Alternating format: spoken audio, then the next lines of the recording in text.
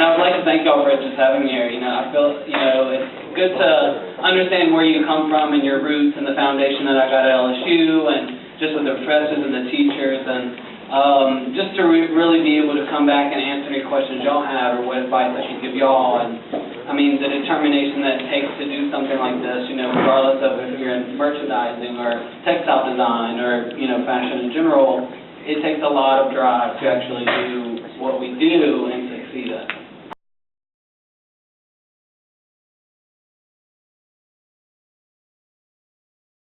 Well, I mean, Tim is everyone's favorite, obviously. I mean, he's very, very kind-hearted. I mean, he is what he is on the show, too, you know, from his catchphrases to just random out things that come out of his mouth, like, you know, one of my things was my pubic patch, one of my So, I mean, yes, so he was one of my favorites. Him and Heidi were definitely equal when it comes to my favorites. Heidi, you would never think, I mean, she's a mom of 4. She is just as goofy as anyone else you'll come across, you know, like she and I would have face battles back on stage where we would, you know, raise our eyebrows or stick our tongues at each other, trying to get each other to laugh. So she was very down to earth. She was like my Runway favorite, and Tim was my workroom favorite. But he's like me in the sense of he's just very laid back, and he's very chill and just a very nice all-around person who is really trying to help you and just be honest about his opinion and what he sees, and, you know, really making you think twice. You know, a lot of what your professors do essentially was my professor on the show.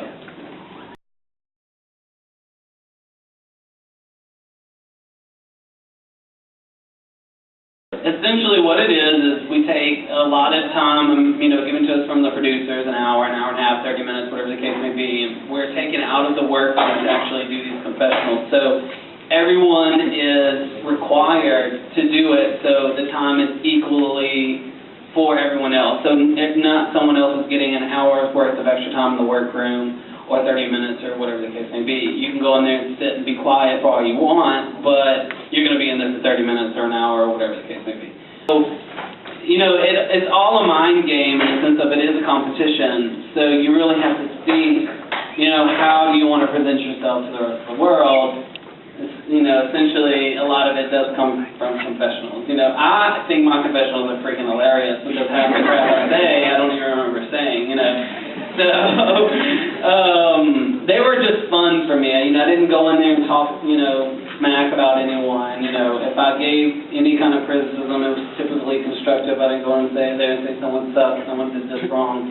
You know, I didn't necessarily agree with their fabric choice, or the construction's kind of sketchy, or, you know, to me it wasn't about going on the toe and talking crap about everyone else and being the drama starter. I went on there to show the world what I do and to open those doors for myself.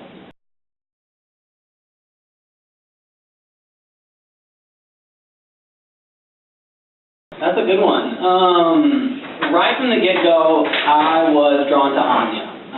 She loves Prince, I love Prince, we both just love eclectic, you know, she's very lively, and right in the get-go, when we went from 20 to actually 16, she and I clicked. We're taking our stuff out of the bag, and we're like, okay, love this, love this, love this, I'll wear this.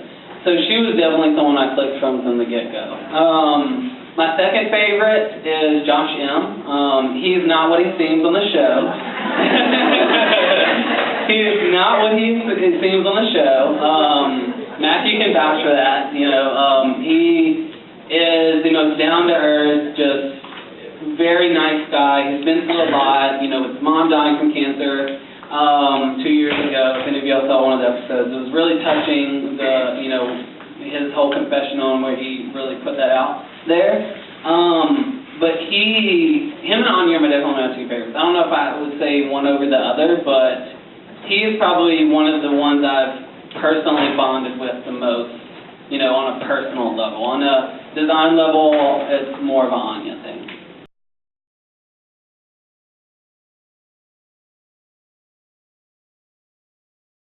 If you watch the show, Burks, obviously, but Burks actually was one of my favorites. Victor was always my least favorite. We were roommates from the get-go. We kind of, sort of, you know, bonded a little bit in something, you know, the competition sets in for everyone at some point, so people's mindsets really start to change, and his just totally clicked over into this, you know, didn't want to have anything to do with anyone type thing, and, you know, blah, blah, blah, blah, blah.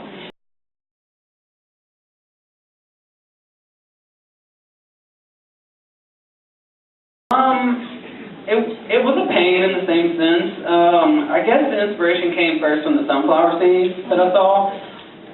You know, I was trying to go and everyone's grabbing leashes and, you know, dog beds, you know. But I was trying to find something that no one else was using, you know. So I caught the sunflower seeds caught my eye and how I could manipulate the direction of them.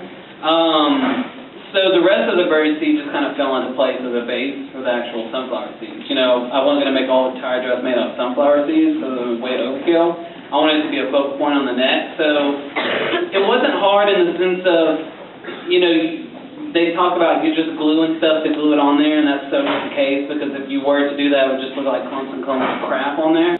But it was worth it in the end, obviously. You know, it was originally going to be a grass skirt on the bottom, which said it would be too hula skirt, you know. I mean, in the end, I made that skirt that morning within 2 hours of having to go to hair and makeup. So, and we've seen that I glued her in the dress and glued the, you know, bird seed on top of the thing in the dress. So, it was a pain, but I loved what I did. You know, it portrayed across. It should have been longer, obviously, but that's the whole point of the challenge, was to create something that was not a textile, and I really liked what I did with the bird seed. I mean, the sunflower seeds.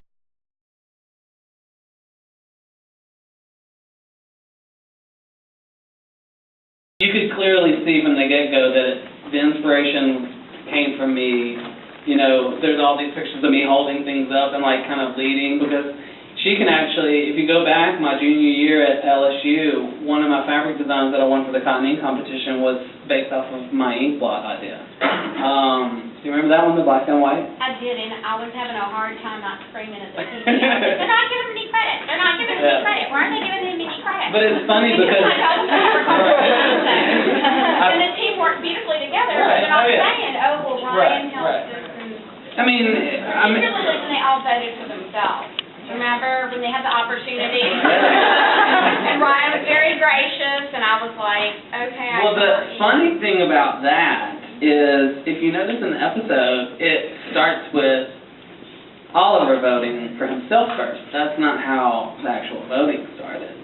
It started with Bryce, and Bryce voted for Anya because he was scared to vote for himself, and then it went to Oliver, who, if you notice in the video, he's like, I vote for myself.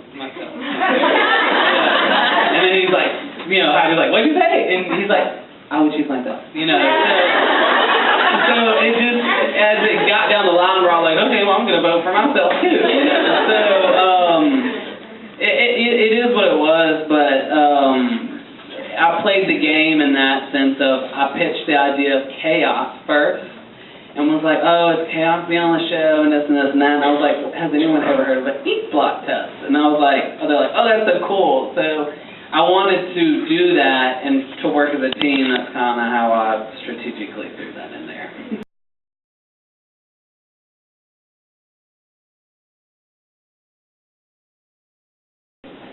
I mean, if anyone ever wants to try out for it, I mean, it's rigorous. There's about 30 pages worth of application you have to do, just on top of portfolio stuff that you have to do. But like she said, I tried out 1 year, the year before, and I look back at what I sent in, and I just roll my eyes and laugh, because it wasn't anything, you know, it was like 4 pictures, and so when I tried out for the second time, I sent the maximum amount of everything. I sent every single, you know, thing that I've done, from accessories to hats to graphics to t-shirt designs, you know, to the 10 garments, they request that you send 3 to 10 pictures of garments and, like, detail shots. So I sent all that on, you know, I've created this electronic website portfolio thing, and it was about a month's worth of just portfolio work on top of the drafting that I did for the 30 pages of the application. It was horrible. Me and Matthew sat and typed it up one night, and then I had to handwrite it all out. But it's worth it.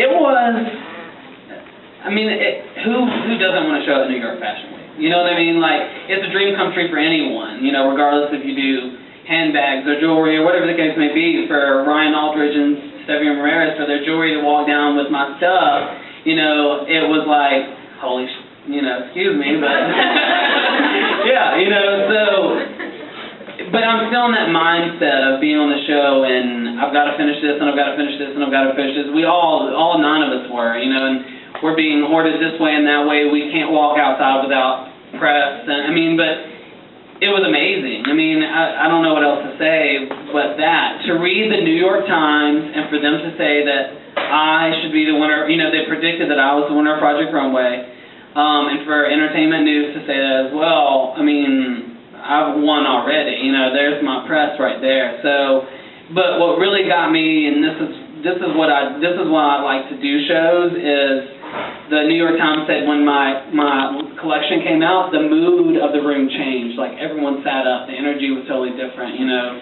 So, and that's what I think fashion should be about, especially when it comes to New York Fashion Week, is you're there to, you know, give a show, not just, you know, throw stuff down the runway. There's got to be a showmanship too. There's got to be a story. There's got to be fun. There's got to be life. So that was really important to me, you know, because they said, you know, things come down the runway, and you're like, okay, and then I'm smack dab in the middle, and as soon as my stuff come out, everyone sat up and paid attention, you know.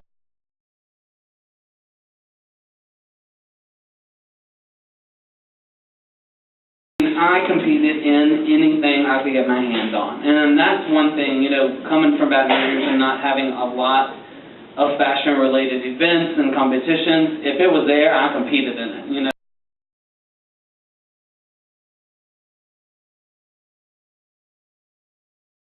People ask me that, and I would love to have, any designer wants to have their own collection, but I'm realistic in the sense of, to work for Karl Lagerfeld, Marc Jacobs, whoever the case may be, as one of their head designers or someone who has a huge input on what they do, is just as successful for me as having my own line, you know. So right now it's limbo. Where do I want to go next? What do I want to do?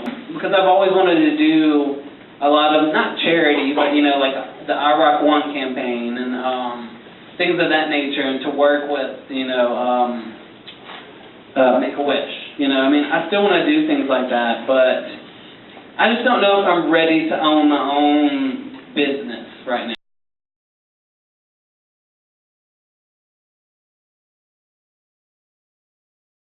But it was surreal, you know.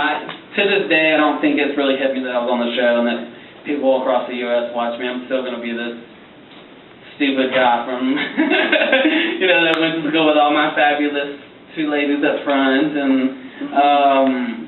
you know, and I'll talk to anyone and take pictures, and, you know, I'm always been laid back, and it's just something that will never really resonate with me, I guess.